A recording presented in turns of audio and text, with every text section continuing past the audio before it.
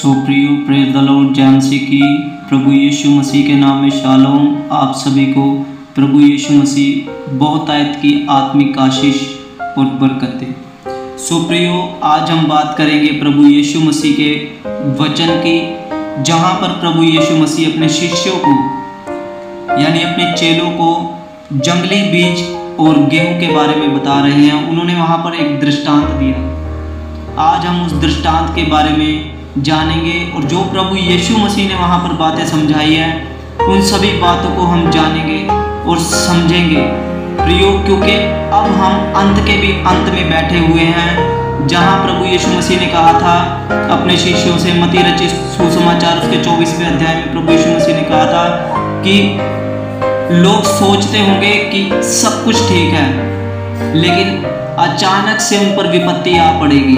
सो प्रियो, प्रभु यीशु मसीह के आने का बहुत निकट समय है, हम सोच भी नहीं सकते कि वो कब आ जाएगा। सो प्रियो, आओ आज हम परमेश्वर के वचन में जाएंगे और जानेंगे कि प्रभु यीशु मसीह आज आप सब लोगों को क्या बताना चाहते हैं और अपने शिष्यों को उन्होंने क्या सिखाया था। सो प्रियो, आज हम जानेंगे उस जंगली बीज और गेहूं के बारे में। सो मैं पढ़ता हूँ प्रियो, मत्ती रचित सुसमाचार उसका 13वां अध्याय उसके 24वें वचन से मैं पढ़ता हूँ। यहाँ पर लिखा है, यीशु ने उन्हें एक और दृष्टांत दिया, स्वर्ग का राज्य उस मनुष्य के समान है जिसने अपने खेत में अच्छा बीज बोया। पर जब लोग सो रहे थे, उसका शत्रु आकर गेहूं के बीज जंगली बीज बोकर चला गया। जब अंकुर निकले और बालें लगी तो जंगली दाने के बीज दिखाई दिए। इस पर गृहस्थ के दासों ने आकर उससे कहा, हे स्वामी, क्या तूने अपने खेत में अच्छा बीज ना बोया था? फिर जंगली दाने के पौधे उसमें कहाँ से आए? उसने उनसे कहा, यह किसी शत्रु का काम है। दासों ने उससे कहा, क्या तेरी इच्छा है कि हम जाकर उनको बटोर ले? उसने कहा, नहीं, ऐसा ना हो कि जंगली दाने बटोरते हुए तुम उनके साथ गेहूं भी उखाड़ लो। कटनी तक दोनों को एक साथ बढ़ने दो, और कटनी के समय मैं काटने वाले से कहूँगा कि पहले जंगली दाने के पौधे बटोर ले, ताकि उन्हें जलाए और उनके गट्ठे बांधो और गेहूं को मेरे खत्ते में इकट्ठा करो। सो प्रियो, प्रभु यीशु मसीह ने यहाँ पर एक दृष्टांत कहा, एक एग्जाम्पल दिया कि देखो, स्वर्ग का राज्य उस मनुष्य के समान है जिसने अपने खेत में अच्छा बीज बोया। तो उसके जो गृहस्थ के जो दास थे उन्होंने कहा कि हे स्वामी, क्या तूने अपने खेत में अच्छा बीज ना बोया था? तो फिर ये जंगली दाने कहाँ से आ गए? तो वो जो स्वामी था जिसने अपने खेत में अच्छा बीज बोया था, वो कहता है कि देखो, जब लोग सो रहे होंगे तो उसने आकर, किसी शत्रु का ये काम है, उसने, हमारे दुश्मन ने ये ऐसा काम किया है कि उसने हमारे खेत में वो जंगली बीज बो दिए हैं। तो उसके जो गृहस्थ के जो लोग होते हैं वो कहते हैं कि तू आज्ञा कर, हम इनको अभी काट दें और इनको जला दें। तो उसने कहा, नहीं, ऐसा ना हो कि तुम अच्छे बीज जंगली बीज काटते काटते अच्छे बीजों को भी काट डालो, तो इन्हें कटनी तक साथ में बढ़ने दो। तो प्रियो, यहाँ पर बात हो रही है संसार की और प्रभु यीशु मसीह के जो लोग हैं उनकी। संसार में आज हम देख रहे हैं कि लोग सबसे ज़्यादा शैतान की अगुवाई में चल रहे हैं। वही दुष्ट है जो उनके मनों में वो जंगली बीज बोता है। सो प्रियो, प्रभु यीशु मसीह ने हमारे मन में जो अच्छा बीज बोया है उसके परिणाम भी अच्छे ही हैं, क्योंकि हम कहीं भी ऐसा नहीं पढ़ते कि प्रभु यीशु मसीह ने, यानी कि परमेश्वर के वचन ने कभी हमें गलत सिखाया हो या गलत मार्ग पर वो लेकर गया हो। प्रियो, उसने हमें प्रेम करना सिखाया है। उसने हमें जाति जाति के लोगों को प्रेम करना सिखाया है। यहाँ तक कि आज तक किसी ने ये आज्ञा नहीं दी कि तू अपने शत्रु से भी प्रेम रख। मेरे प्रियो, उसने हमें प्यार करना सिखाया है, क्योंकि वचन हमसे कहता है कि परमेश्वर प्रेम है। मेरे प्रियो, परमेश्वर एकमात्र प्रेम है।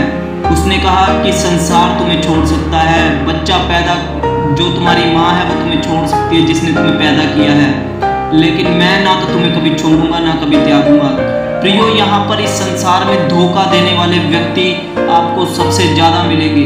क्यों? क्योंकि इस संसार का सरदार वो शैतान, वो दुष्ट है, जो कि लोगों के मनों में जिसने जंगली बीज को बो दिया है और लोग उस जंगली बीज के साथ ही जी रहे हैं। और प्रभु यीशु मसीह ने जो अच्छा बीज बोया, मेरे प्रियो, जिसके जीवन में ये सच्चा वचन बो दिया जाए उसका जीवन प्रभु यीशु मसीह बदल देते हैं। तो आज का दिन, आज का जो समय है वो हम सभी के लिए प्रियो एक सोचने का विषय है और एक समझने का विषय है, क्योंकि हम अंत के भी अंत में बैठे हुए हैं प्रियो। ये एक समझने का विषय है, प्रभु यीशु मसीह की बाट जोने का विषय है प्रियो। उसने कहा था कि जब मैं आऊँगा, जब मेरे आने का समय होगा तो तुम ये सब कुछ होता हुआ देखोगे। वो दिन नूह के दिन की तरह होंगे कि लोग खाते होंगे, पीते होंगे, उनमें विवाह शादियाँ होती होंगी, लेकिन जैसे नूह के जहाज पे चढ़ते समय जब तक वो जहाज पर ना चढ़ गया तब तक लोगों को कुछ भी पता नहीं लगा। सो प्रियो, ये दिन भी ऐसा ही है, ये दिन भी सेम वैसा ही है जैसा नूह के दिनों में था प्रियो। आज लोगों को कोई भी ज्ञात नहीं है कि क्या होने वाला है उनके साथ। प्रियो, हम प्रभु यीशु मसीह का लोगों को वचन सुनाते हैं, हम उन्हें प्रभु यीशु मसीह के बारे में बताते हैं, उन्हें कहते हैं कि तुम विश्वास करो, लेकिन वो प्रभु यीशु मसीह का इनकार करते हैं। वो हम लोगों को सताते हैं, हमें बुरा भला कहते हैं प्रियो। हम उनसे प्रेम रखते हैं लेकिन वो हमसे दुश्मनी करते हैं प्रियो। वो लोग कहते हैं कि तुम पैसा देकर धर्म बदलते हो। प्रियो, हम जानते हैं जिसने प्रभु को ग्रहण किया है, जिसने प्रभु की बातों को सुना है, वो कभी नहीं कहता कि प्रभु यीशु मसीह श्रापित है, क्योंकि वचन कहता है कि कोई भी बिना आत्मा के यानी बिना पवित्र आत्मा के ये नहीं कह सकता कि यीशु श्रापित है, और ना ही प्रभु यीशु मसीह की आत्मा के बिना यानी पवित्र आत्मा के बिना कोई ये कह सकता है कि यीशु ही प्रभु है। तो प्रियो, जिनके पास, संसार के पास पवित्र आत्मा नहीं है मेरे प्रियो, इसीलिए प्रभु यीशु मसीह ने जब क्रूस पे चढ़ते हुए आखिरी शब्द कहा था कि हे पिता, इन्हें माफ कर क्योंकि ये तुझे नहीं जानते। तो प्रियो, इस दृष्टांत का अर्थ भी प्रभु यीशु मसीह ने बताया है कि क्या है। आओ हम उस दृष्टांत का अर्थ समझते हैं। प्रियो, हम पढ़ते हैं मत्ती रचित सुसमाचार उसका 13वां अध्याय उसके 36वें वचन से मैं पढ़ना चाहूँगा।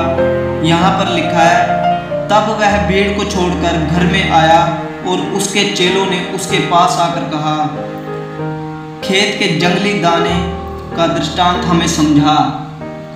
उसने उनको उत्तर दिया, अच्छे बीज का बोने वाला मनुष्य का पुत्र यानी प्रभु यीशु मसीह है।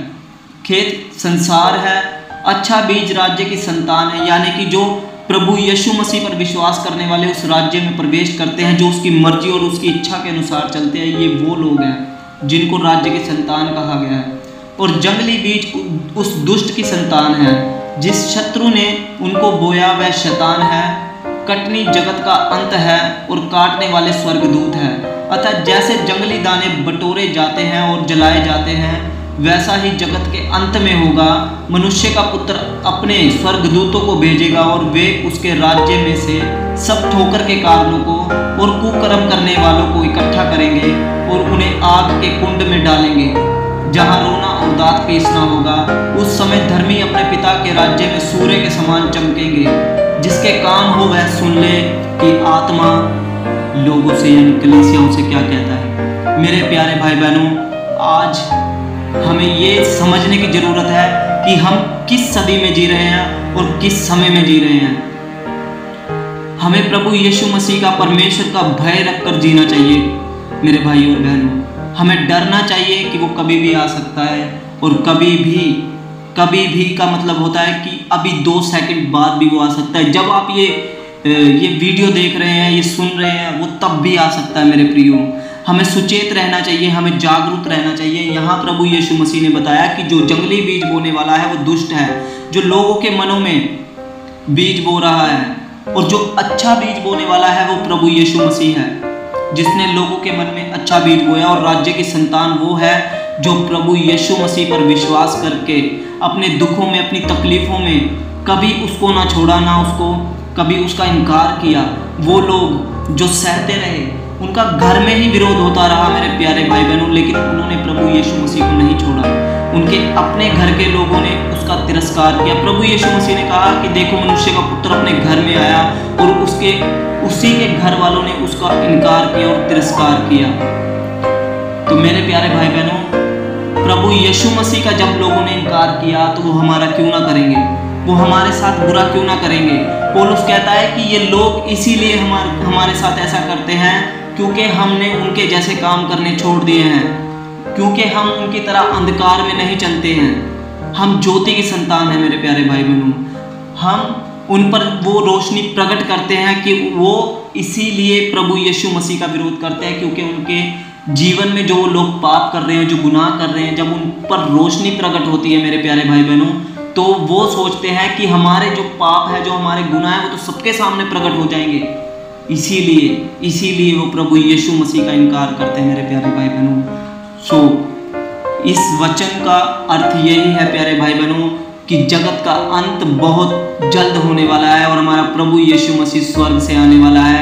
और हर एक बात जो गुप्त में लोगों ने की है, पीठ पीछे लोगों ने की है, बुराइयां, धोखा, हत्या, हर एक व्यभिचार जो लोगों ने गुप्त में किया है, उन सब का न्याय प्रभु यीशु मसीह करने आ रहा है मेरे प्यारे भाई बहनों। और उन सबको वो जज करेगा, यानी कि वो न्याय करेगा और सबका हिसाब उसके पास है मेरे प्यारे भाई बहनों। कोई उससे बच नहीं सकता, क्योंकि दाऊद कहता है मेरे प्यारे भाई बहनों अपने भजन में कि हे परमेश्वर, मैं तेरी आत्मा से बचकर कहाँ भागूं। यदि मैं समुंदर पार चला जाऊं तो वहां भी तू मुझे ढूंढ लेगा। यदि मैं पाताल में चला जाऊं तो वहां भी तू मुझे ढूंढ लेगा। यदि मैं घोर अंधकार में क्यों ना चला जाऊं, तेरा आत्मा मुझे वहां भी ढूंढ लेगा। यदि मैं आसमान पर चढ़ जाऊं तो वहां तेरा सिंहासन है। मेरे प्यारे भाई बहनों, परमेश्वर से बचकर हम कहीं नहीं भाग सकते। परमेश्वर से बचना मुमकिन ही नहीं बल्कि नामुमकिन है। मेरे प्यारे भाई बहनों, वचन में लिखा है कि सर्वशक्तिमान परमेश्वर के हाथों में पड़ना भयानक है, बहुत ज़्यादा भयानक है। तो आज ही अपने गुनाहों से तौबा कीजिए और सच्चे उद्धारकर्ता प्रभु यीशु मसीह को अपने आप सौंप दीजिए, उसके हाथों में सौंप दीजिए अपने आप को। मेरे प्यारे भाई बहनों, जो भी प्रभु यीशु मसीह पर विश्वास करना चाहता है तो मेरे साथ ये प्रार्थना करे। मेरे प्यारे भाई बहनों, ये प्रार्थना करें मेरे साथ, ताकि आपको आज ही इसी वक्त ही प्रभु यीशु मसीह अपने हाथों में ले और आपके सारे गुनाह धो के माफ करे और आपको एक नया जीवन दे। सुप्रियो, मेरे साथ ये प्रार्थना कीजिए। हे पिता, मैं पापी था प्रभु, मैं आपके पास आता हूँ और मैं अभी भी गुनाहों में जी रहा हूँ। परमेश्वर, मैं अपने आप को तेरे हाथों में सौंपता हूँ, क्योंकि मैंने तेरे सुसमाचार पर विश्वास किया और मैंने ये समझा है खुदावन कि मैं इस संसार में आया, मैं इसलिए भेजा गया ताकि मैं तुझे ढूंढ सकूं, मैं तुझे पा सकूं, क्योंकि असली जीवन मेरे लिए वो ही है खुदावन कि तू मेरे जीवन में है। प्रभु, मैं विश्वास करता हूँ तेरी उन सभी बातों पर जो तूने कही हैं। मैं विश्वास करता हूँ तेरे वचनों पर जो कि मेरे जीवन को बदल देगा। प्रभु, हे प्रभु, मुझे माफ़ कर, मेरे अपराधों को क्षमा कर। मैं आज ही तेरी शरण लेता हूँ खुदावन, और मैं कभी तुझे छोड़कर नहीं जाऊँगा। जैसे तूने कहा कि मैं कभी तुम्हें ना छोड़ूंगा ना कभी त्यागूंगा। प्रभु, मैं आज ही तुझ पर विश्वास करता हूँ और मैं हमेशा तेरे साथ चलने के लिए तैयार हूँ। चाहे आंधी आए, चाहे तूफान आए खुदावन, मैं अपना घर उस चट्टान पे बनाऊंगा जिसको ना आंधी, ना तूफान, ना कोई पानी उसको उखाड़ नहीं सकता खुदावन। मेरे विश्वास को कोई हिला नहीं सकता खुदावन। मैं हमेशा तेरे साथ बना रहूँगा और आप मुझ में बने रहेंगे खुदावन। मैं विश्वास करता हूँ प्रभु यीशु के नाम में, और परमेश्वर में सारा आदर और महिमा आप ही को देता हूँ। और इस दुआ को, इस प्रार्थना को मैं अपने उद्धारकर्ता प्रभु यीशु मसीह के नाम में मांगता हूँ, आमीन। सो प्रियो, इस प्रार्थना को अपने जीवन में ग्रहण कीजिए और प्रभु यीशु मसीह पर विश्वास कीजिए, जिसने पूरे जगत के लिए, पूरे संसार के लिए अपने आप को बलिदान किया, क्योंकि लिखा है कि बिना बलिदान उद्धार नहीं था, पाप क्षमा नहीं थी। मेरे प्यारे भाई बहनों, उसने अपना बलिदान दिया और सबके पापों को उसने अपने ऊपर उठा लिया, क्योंकि लिखा है जो काठ पर लटकाया जाता है वो श्रापित होता है। वो हमारे लिए श्रापित हुआ, उसने हमारे लिए मार खाई खुदावंद ने, उसने हमारे लिए अपने मुंह पर थुकवाया। कोई ऐसा नहीं कर सकता मेरे प्यारे भाई बहनों जो उसने किया, और मृतकों में से तीसरे दिन वो जीवित हुआ। और लिखा है कि देखो परमेश्वर ने जगत से ऐसा प्रेम किया कि उसने अपना एक लौता पुत्र दे दिया, ताकि जो कोई उस पर विश्वास करे वो नाश ना हो परंतु अनंत जीवन पाए। सो प्रियो, आशा करता हूँ आपको ये वीडियो पसंद आई होगी और परमेश्वर का वचन ने आपके जीवन को काटा और छाटा होगा, क्योंकि परमेश्वर का वचन दो धारी तलवार से भी चोखा है, जो कि गूदे गूदे और गांठ गांठ को काटता और छाटता है। मेरे प्यारे भाई बहनों, आज आपने इस वचन से कुछ सीखा होगा। सो यदि आपने कुछ सीखा है तो कमेंट बॉक्स में आप आमीन लिख सकते हैं और जय मसीह की लिख सकते हैं प्रियो। और इस वीडियो को आगे से आगे शेयर कीजिए ताकि लोगों तक परमेश्वर का सुसमाचार पहुंच सके, वो जान सके कि हमारा उद्धारकर्ता केवल प्रभु यीशु मसीह है। सो प्रियो, आशा करता हूँ आपको सारी बातें समझ में आ गई होगी। और अगर आप इस चैनल पर नए हैं तो प्लीज़ इस चैनल को सब्सक्राइब कीजिए और साथ ही में लगे बेल आइकन को दबाकर ऑल का नोटिफिकेशन दबा दीजिए, ताकि हमारी हर एक वीडियो आप तक पहुंच सके। मेरे प्यारे भाई बहनों, हम आपका धन्यवाद करते हैं और परमेश्वर का धन्यवाद करते हैं कि आप सब ने इस संदेश को पूरा सुना। सो जय मसीह की, प्रेज द लॉर्ड। फिर मिलते हैं, हमें दुआओं में याद रखिएगा।